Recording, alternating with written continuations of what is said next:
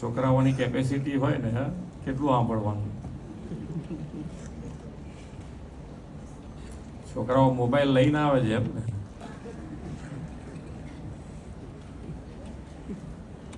સ્કૂલમાં એલાવ, અંદર ક્લાસમાં એલાવ કરો છો તમે? હા કે ના? એટલે બહાર મૂકવાનો કે હંતાડીને પાછો લઈ જવાનો?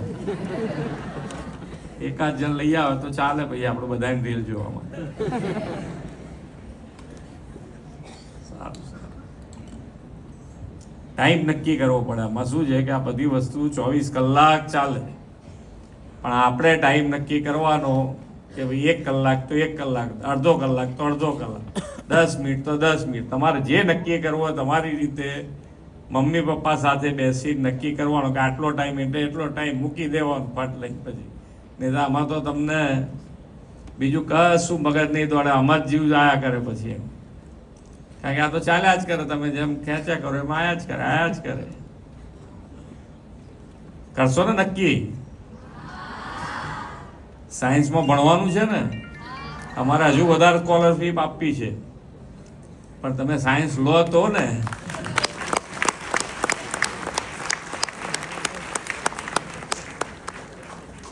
નમો લક્ષ્મી, નમો સરસ્વતી વિજ્ઞાન સાધના, મુખ્યમંત્રી જ્ઞાન સાધના મેરિટ સ્કોલરશીપ અને મુખ્યમંત્રી જ્ઞાન સેતુ મેરિટ સ્કોલરશીપ યોજના અંતર્ગત શિષ્યવૃત્તિ વિતરણ કાર્યક્રમમાં આપણી સૌની સાથે મંચ ઉપર ઉપસ્થિત મારા સાથી નાયબ મુખ્યમંત્રી શ્રી હર્ષભાઈ સંઘવી, મારા સાથી મંત્રી ડૉક્ટર પ્રદ્યુમનભાઈ વાંઝા, શ્રીમતી રીવાબા જાડેજા, ગાંધીનગર જિલ્લા પંચાયતના પ્રમુખ શ્રીમતી શિલ્પાબેન પટેલ, ગાંધીનગરના મેયર શ્રીમતી મીરાબેન પટેલ, ગાંધીનગર શહેર ભાજપ પ્રમુખ શ્રી આશીષભાઈ દવે, શિક્ષણ વિભાગના અગ્ર સચિવ શ્રી મુકેશ કુમાર, શિક્ષણ વિભાગના નિયામક શ્રી પી.આર. રાણા, આમંત્રિત સર્વે મહાનુભાવો, સૌ શિક્ષકગણ, સૌ વાલા વિદ્યાર્થીઓ, પ્રેસ મીડિયાના મિત્રો, સૌને મારા નમસ્કાર.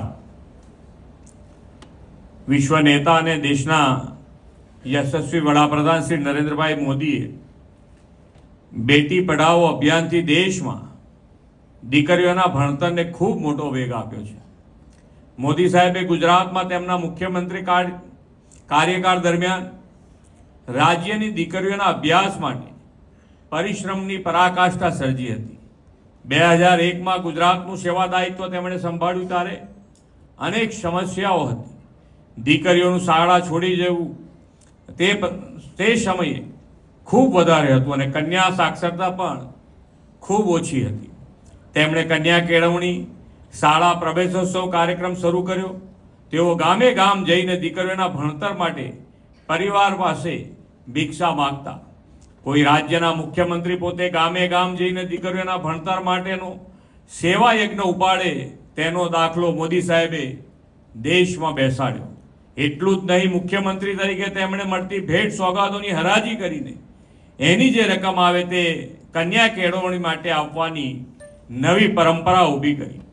આ બધાના પરિણામે લોકોમાં પણ દીકરીઓને શાળાએ મોકલવાની જાગૃતતા વધી. શાળા પ્રવેશોત્સવ, કન્યા કેળવણી મહોત્સવની સફળતાના પગલે દીકરીઓનો ડ્રોપ આઉટ રેટ જે 37% હતો તે ઘટીને 2% જેટલો નીચે આવી ગયો છે. આપણે પણ તેમના દિશા દર્શનમાં રાજ્યમાં કન્યા શિક્ષણને વધુ પ્રોત્સાહન મળે અને કન્યાઓનું શાળામાં 100% નામાંકન થાય તેવા ઉદ્દેશથી નમો લક્ષ્મી યોજના અને નમો સરસ્વતી વિજ્ઞાન સાધના યોજનાઓ શરૂ કરી છે. પ્રાથમિક શિક્ષણ પૂર્ણ કર્યા પછી બધી દીકરીઓ માધ્યમિક અને ઉચ્ચ માધ્યમિક શિક્ષણ પર સફળતાપૂર્વક પૂર્ણ કરે તેની ચિંતા કરીને આ યોજના શરૂ કરી છે. દીકરા અને દીકરીઓએ વિજ્ઞાન પ્રવાહનો અભ્યાસ આર્થિક અગવડના કારણે છોડવો ન પડે તે માટે આપણે નમો સરસ્વતી વિજ્ઞાન સાધના યોજના પણ શરૂ કરી છે. દીકરીઓને તો નમો લક્ષ્મી અને નમો સરસ્વતી વિજ્ઞાન સાધના યોજનાનો બેવડો લાભ મળે છે.